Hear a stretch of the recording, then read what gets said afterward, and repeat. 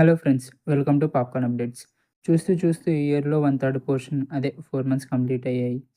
May month వచ్చేసింది. But నా దగ్గర అన్ని మూవీస్‌కి బడ్జెట్ లేదు. ఒక్క మూవీకే వెళ్ళగలను కాబట్టి 'హిట్ 3'కి వెళ్ళాను.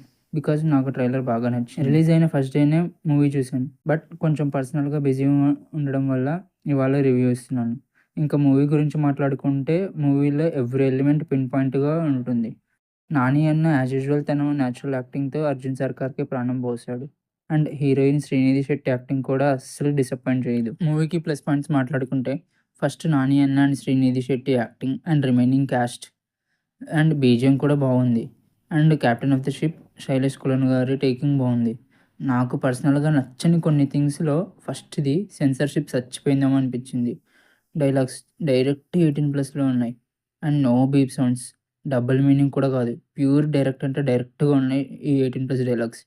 అండ్ ట్విస్ట్ వైస్‌లో కూడా హిట్ 1 అండ్ 2లో ఉన్నన్ని ట్విస్ట్‌లు లేవు. స్టోరీ బేసిక్ ప్లాట్‌లో మూవీ తీశారనిపించింది. ఇంకా వైలెన్స్ అండ్ లాస్ట్ ఫైట్ మూవీకి సూపర్ ప్లస్ అయింది.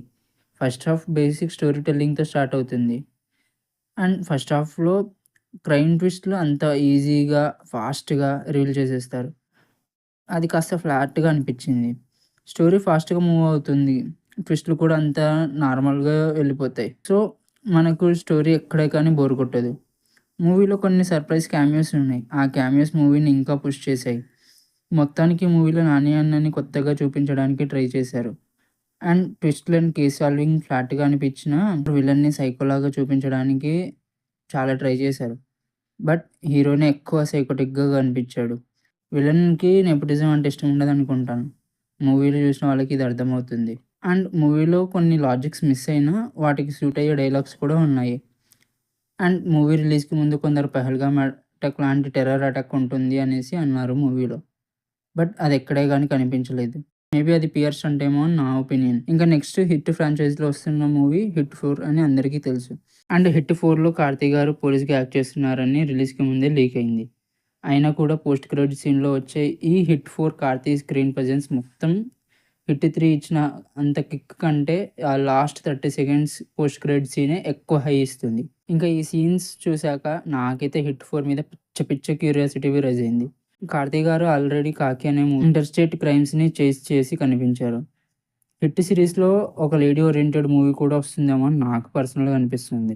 అండ్ మీకు ఇంకో విషయం చెప్పాలండి. థియేటర్‌లో మనతో పాటు చాలామంది ఆల్మోస్ట్ 100-500 పీపుల్ ఉంటారు.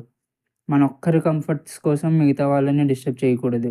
ఇదంతా ఎందుకు చెప్తున్నానంటే, నేను మన ఎడిటర్ 'హిట్ 3' రిలీజ్ అయిన డేనే థియేటర్‌కి వెళ్ళాం. అక్కడ ఏసీ రావటం లేదనేసి థియేటర్ మేనేజర్‌తో గొడవ పట్టుకొని పోలీసులను పిలిచారు ఒక కపుల్. నియర్లీ ఒక 15 మినిట్స్ మూవీని స్టాప్ చేయించారు. నాకైతే మూవీలో సైకోస్ కంటే వీళ్ళే ఎక్కువ సైకోటిక్‌గా కనిపించారు. అండ్ ఆ తర్వాత మూవీ కంటిన్యూ చేశారు. కంప్లీట్‌గా చూసి వచ్చేసాం. ఓవరాల్‌గా నాకైతే మూవీ నచ్చింది. నా రేటింగ్ వచ్చేసి 4.2 ఔట్ ఆఫ్ 5.